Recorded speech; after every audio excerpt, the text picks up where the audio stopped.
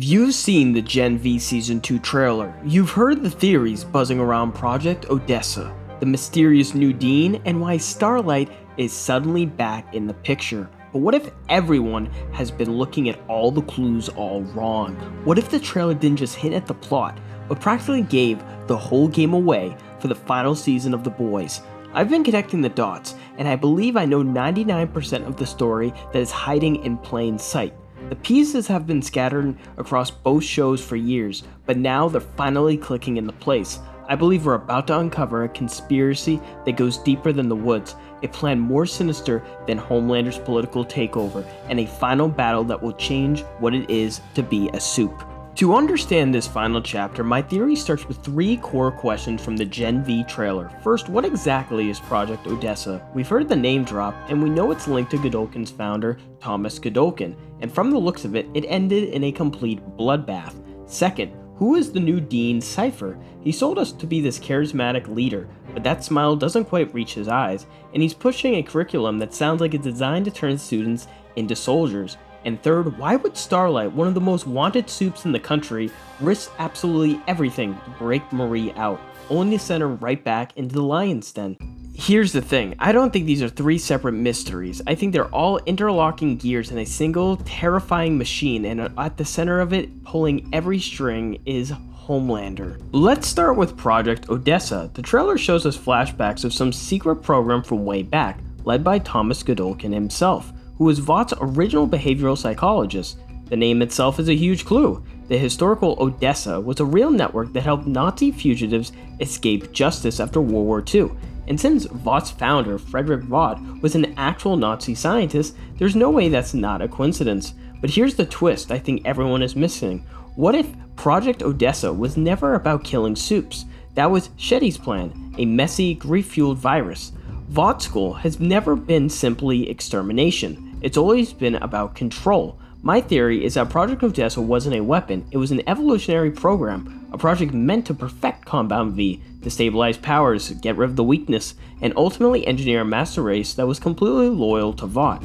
Those bloody flashbacks we see, that probably wasn't the project working, it was the project failing horribly. They just couldn't crack it until now, and I believe this is why Starlight needs Marie.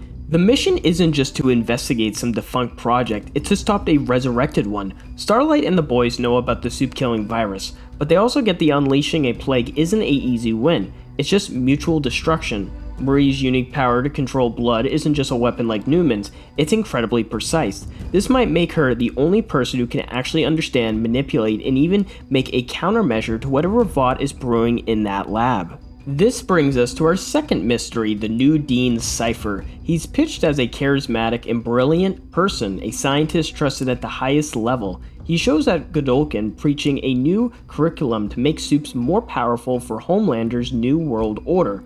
But I don't think this Dean is his real job. My read on the situation, Cipher is Homelander's Albert Speer. He's the new head scientist of this revived Project Odessa, the guy who figured out how to make it work where others failed. His new curriculum isn't education, it's radicalization. He's building an army of soup supremacists, loyal to no one other but Homelander. We see the proof in how Kate and Sam are being paraded around as heroes after their massacre. It's pure propaganda. The trailer also gives us another clue. We see Polarity grieving and confronting Cipher following the tragic passing of actor Chance Pernobo. The showrunners have confirmed Andre will not be returning and will be readdressed in the story. This gives Polarity a powerful tragic motivation.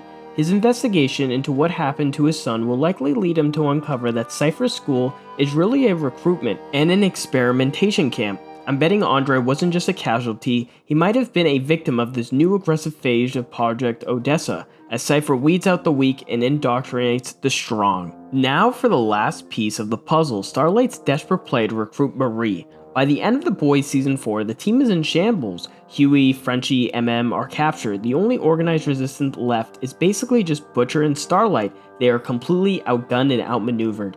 Starlight turning to Marie looks like an act of pure desperation, but it's also incredibly smart. She knows that she can't straight up win a fight, but she also knows that Butcher, dying and eaten up by his own hatred, is a ticking time bomb who would happily use the virus to commit soup genocide. Starlight needs a third option, a silver bullet. I think the silver bullet is Marie. Starlight isn't sending Marie back to Godolkin just to be a spy. She's sending her back because her homokinesis could be the key to everything. She's like a living embodiment of Compound V control. It's possible she could create an antidote to the virus, or even better, figure out a way to neutralize a soup's powers without killing them. That's a weapon Homelander has absolutely no defense against. It's probably why Homelander himself seemed to recognize Marie as a threat in the season 1 finale, asking her, "What kind of animal are you?" He saw her potential to defy his power. Marie isn't just a student, she's a potential checkmate. Before I connect all these thoughts and lay out what I believe is Homelander's final, terrifying move, do me a favor. If you're enjoying this breakdown, smash that like button and subscribe to the channel. It tells the algorithm we're the ones doing the real detective work here. Now let's put it all together. So how do these three threads, Odessa, Cipher, and Marie, weave together into what I believe is Homelander's ultimate plan for the boys' final season? I think it's a two-pronged strategy for absolute control. After taking over America, Homelander knows his power is built on fear, which makes it brittle. He needs to solidify his base and get rid of every single threat permanently. The soup-killing virus, Vought didn't create it, but thanks to the boys, they know it exists and they have the signs behind it. My guess is Homelander and Cipher won't destroy the virus, they'll use the threat of it. It becomes the ultimate deterrent. They can hold a targeted plague over the head of any soup who even thinks about stepping out of line. It's kneel or I unleash one thing that can erase you. This could neutralize every soup rebellion before it starts. The ultimate bribe. This is what I believe is the true purpose of the new Project Odessa. It's not a weapon, it's a reward. Under Dean Cipher's guidance, the project is no longer a failure. It's a purification process, a procedure that can upgrade a soup, making them stronger, better, and most importantly, completely immune to the virus. This theory paints a terrifying picture of Homelander's endgame. It's not just a cue, it's a forced evolution. He's offered a choice to every soup on Earth. Join me, take the Odessa upgrade, and become part of a new master race that is immune to the plague, or refuse and live every day in fear of the virus that we control. It's a brilliant, horrifying trap.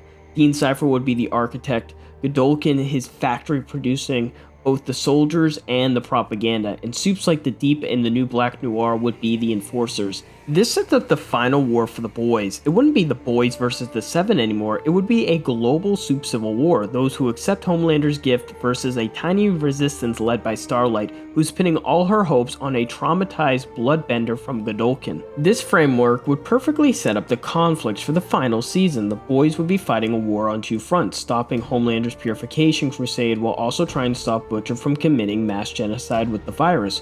Butcher in his blind rage would likely see no difference between Homelander's chosen ones and any other soup, making him a potential tragic final villain for the whole series.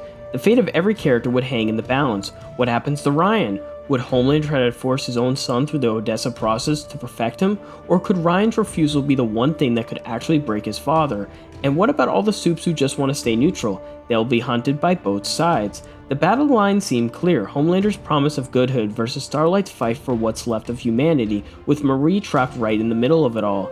But now I want to hear from you. Do you think this is Homelander's endgame, or is there a huge piece of the puzzle I've missed? Could the virus just be a red herring to distract us from something even worse? Let me know your biggest theories for the final seasons in the comments below. Thanks for watching, remember to subscribe for more breakdowns that go beyond the surface. The chaos is just getting started.